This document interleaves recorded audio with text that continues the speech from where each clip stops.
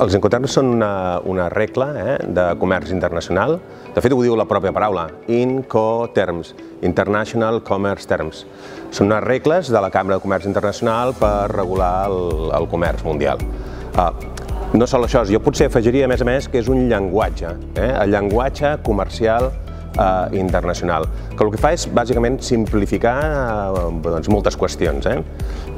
Si ara féssim una negociació i tinguéssim que fer una operació de compra-venda internacional i no utilitzéssim els Incoterms, perquè tampoc és obligatori, doncs hauríem de negociar un munt de coses. Per exemple, qui paga l'embalatge, qui paga l'etiquetatge, qui paga la càrrega al camió, qui paga el certificat d'origen, qui paga l'euro, qui paga el despatx de duanes, qui paga el flet, qui paga el BAF, qui paga el CAF, qui paga el CS, qui paga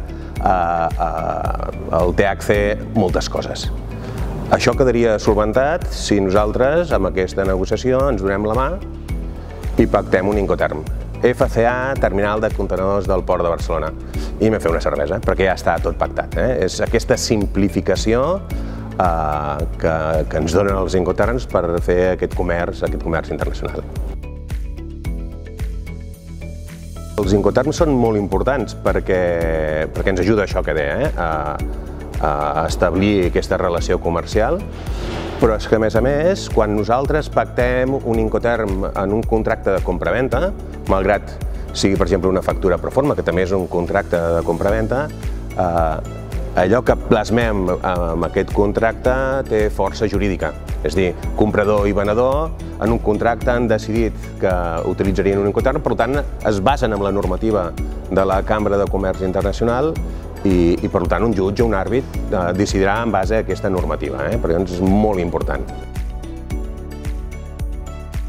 Diferències substancials a nivell de canvi d'Incoterms n'hi ha hagut una, la substitució del DAT pel DPU, però després la voluntat de Cambra de Comerç Internacional és fer una nova, no els Incoterms 2020, el que volien és aclarir tots els Incoterms perquè tothom els utilitzés bé.